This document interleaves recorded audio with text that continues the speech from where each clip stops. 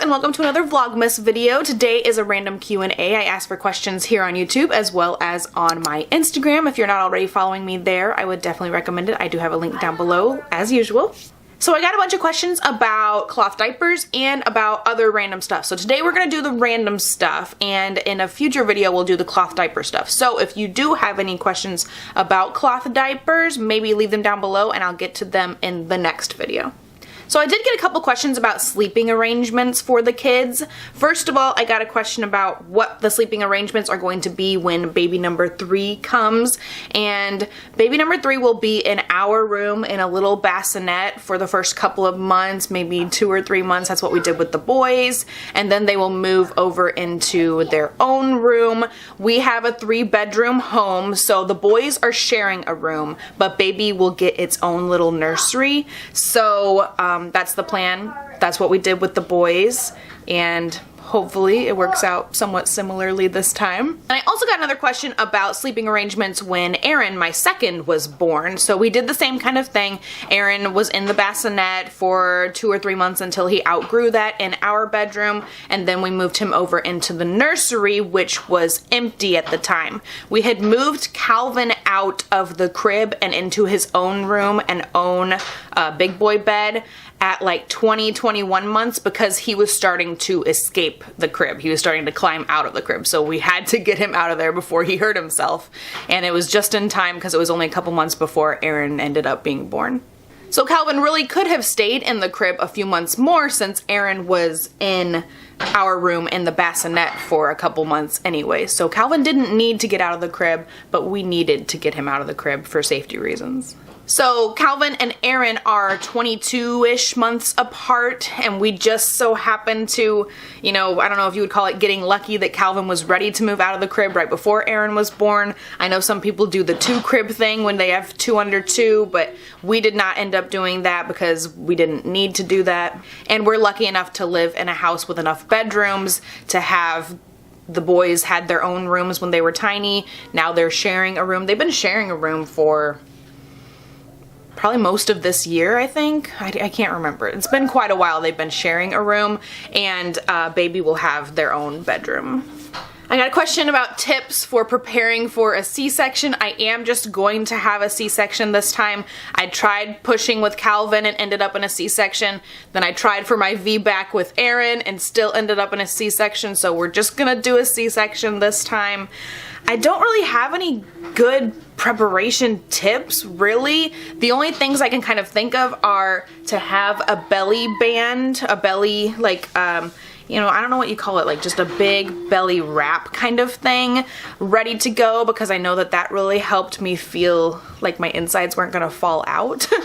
I got that with my first son at the hospital, and they didn't offer me one with my second son at the hospital, but I still had that first one from my first pregnancy. So I will be bringing that, even if they offer me one at the hospital. I mean, I'll totally take it, but I'm bringing the one just in case I don't get one through the hospital. The only other thing I can think of are like high-waisted, brief granny panty underwear, because you don't want something resting right on that scar there, right on that incision line.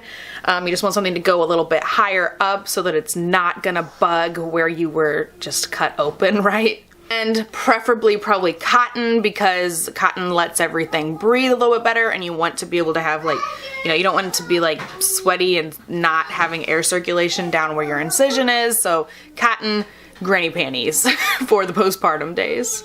And as far as like tips go, really the only thing I can say is to take it easy. Like, expect to be in the hospital longer. You know, it's gonna be a couple of days. I don't know what the plan is with COVID. I don't know if they're gonna try and kick us out early, but I know I was in the hospital with the boys like 3 or 4 days or something. So expect to be there a little longer. Take it easy the first couple days. If you have someone there with you, like, definitely have someone there with you, you know, if it's your husband or whoever. Let them do all the things. Let them change all the diapers, and do not feel guilty about it. You just birthed a person by having your stomach ripped open, okay? So you are recovering from surgery. Let the other person take care of baby, you know. The nurses can take care of you, and husband or whoever can take care of baby. Just, you know, just take it easy. It sucks. It's hard. It's it's no fun. Recovering from surgery is gross all on its own, so having to do it with a tiny new person is just insane. I did get a question about where I get all of my cute outfits, which it's kind of crazy. I don't have like super cute stuff, like I don't think, but I do shop. Like I definitely am like a clearance girl. I'm a Ross girl. I don't like to buy like expensive things usually. I do actually have a second channel called Lena Marie 91, which is where I started on YouTube. It's a beauty and fashion channel, and I've been putting up weekly maternity outfit of the days. So if you care about that kind of stuff, there's always a link down below to that channel. But yeah, I like Target clearance, I like Ross, I just like cheap things. I do go on ThredUp sometimes and order secondhand clothes. I would go to the Goodwill more if it wasn't 2020 and I just don't want to get out of the house. I don't want to drag the boys out of the house this year. So yeah, I don't think I have like the cutest stuff. I do have a lot of old stuff. I don't buy clothes like too often, I think, but yeah, like this shirt here is like probably 6 or 7 years old, but I love it. It's from Cotton On. But yeah, so there's a variety of places I get my clothes, but if you care to see my like actual outfits and stuff, you can go to my other beauty channel. Are you 100% vegan all the time, and have you cheated at all? I am 100% vegan all the time. I have not cheated, even though the first trimester of this pregnancy was kind of hard. There were times I definitely had cravings for like cheese, especially cheese, like real cheese, because vegan cheese just doesn't compare to real cheese. I have had several cravings, but I haven't given into anything, which I'm like actually very proud of because it has been kind of hard at times. But no, I don't like crave like actual meat and stuff. Vegan meat substitutes are fine by me. I think they're great. There are so many awesome options out there. It's just the cheese it's hard to find a good vegan cheese. Now I do still own like non-vegan makeup products and stuff. I don't know exactly what all I have is vegan and not vegan, but anytime I buy a new makeup product, I always make sure that it's vegan and cruelty free. Same thing for like shampoo and face wash and any personal care items, stuff like that. I always make sure that they are vegan and cruelty free when I buy new stuff, but I never did like a big, I never like threw out everything that I owned that wasn't vegan. I just feel like that would be like super wasteful to replace all of these things. Like I'm gradually replacing things instead of just like throwing out all of my makeup, Favorite snack for me and the kids? You're gonna be disappointed by this one because mostly we just snack on fruit. Like we always have grapes and apples. We have strawberries downstairs right now. Like little clementines. We always have fruit. That's like my #1 go-to snack for the boys. If they're like, Mom, I'm kind of hungry, I always offer them some kind of fruit from somewhere in the house that we have on hand. That's our #1 like actual snack thing. As far as like making a snack, I don't know, man. I don't really like making snacks. Like I'll make meals, but like as far as snacks, I want something super quick that's already prepackaged and ready to go. So like for myself lately, I've been digging granola bars. I have like a Kashi almond sea salt one that I've been loving lately. There's this, I think it's Cascadian Farm vanilla something. I really love that one lately. Yeah, those are my go-tos, granola bars, but for the kids, it's fruit all day, all the time.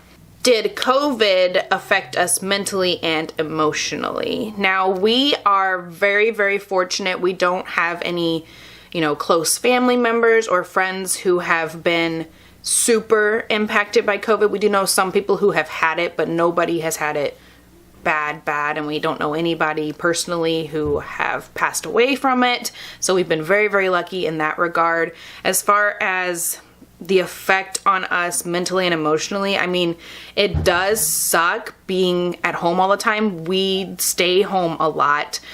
Really the only things like I wish we could have done over the summer are like me and my sisters had a concert that we like to always go to, and that was canceled.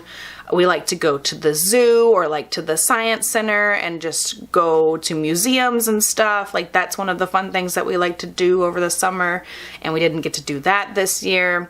We've really just been super homebodies. I'm usually a homebody anyway, but like even the parks, like the playgrounds were closed for the first half of the year. It took a long time for our county to let us go back to the freaking playgrounds. So that was kind of sucky. We are lucky my mom and dad live right across town. It's just like a 5-10 minute drive, and they own property in woods. They have a pond. We just put up a big playground for the kids, so we have a place to go over there and play. You know, we have places, we have a decent yard, you know, we have fun for the boys in the backyard. So we had places to go to spend time outside and to do things, but really we haven't done much at all. I don't even like taking the boys like into a grocery store, so I've been doing Walmart pickups like all year long. The only time I go to another store is if like if I'm coming home from a doctor's appointment and the boys are with mom and it's just me by myself, I'll run into a store and get some stuff that I usually can't get through Walmart. Or like on the weekends, if my husband's like hanging out with the boys, I'll go to the store and grab something. If Eren would wear his mask, I would take everybody out, but only me and Calvin will wear the mask. Eren is not a fan. So if Eren would just wear his mask and be happy about it, I would take them into a store, but it's just so much easier. The Walmart pickup is so unbelievably easy. Like, and I can sit on my phone and be like, right now I'm like thinking like, oh, we need some bread, right? So I can get on my phone, put it on there. In a couple of hours, I'm making lunch and I realize that we're out of peanut butter. I can put peanut butter on there. It's like super duper easy to just like order stuff. And then it's super easy to actually like just get on the Walmart app and type in vegan, and I can find like all the meatless items and stuff, which is lots of fun instead of having to run through the whole store aisle by aisle to pick stuff out, you know. We live in a very rural place, so like nobody abides by the mask rule. So it's really frustrating anytime I have gone out. It just makes me mad. So it's easier to just do the Walmart pickup. But I don't really feel like I've been like, you know, more depressed than usual or anything like because of COVID. I don't think, at least. But we're getting into the hardest part of the year. Some winters I do just get very down, and so we'll see how this winter goes. Having, you know, regular seasonal depression or whatever you want to call it, plus the COVID issue, and things are just like spiking out of crazy amount lately. So yeah, we'll see how this winter goes.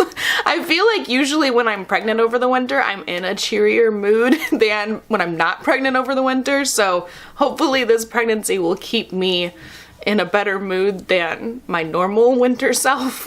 We'll just have to see how it goes. But yeah, so we've been very fortunate as far as how COVID has affected us personally and how it's affected our family and friends.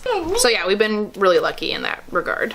Now, last question is a really hard one. It's asking how many houseplants I have. I feel like I have somewhere between 40 and 50-ish, and it also is asking to see my favorite houseplant, and that is a really hard one to pick. But I think that it is the Monstera cutting who lives in the bathroom, who's almost getting a little bit too big for my bathroom. But I had this big Monstera behind me. He's gotten a little bit smaller because I have taken a few cuttings off of him. So he used to be my favorite because he was like super massive, but he was just getting out of control. So I took a few cuttings from him, and that is one living in the bathroom, and I'll show it to you guys. It's beautiful. I love my Monstera. Monsteras get so massive though. It's like, I need a bigger house just to put these big giant plants. So yeah, that's it for today's video, for today's random Q&A. I hope you guys are looking forward to the cloth diapering topic Q&A. I have several questions already for it, but if you have more questions, make sure to leave them down below in the comments so we can get to them in the next video. If you have any other video requests for this Vlogmas, let me know down in the comments below as well. Give this video a thumbs up if you liked it, and I'll talk to you guys next time. Bye!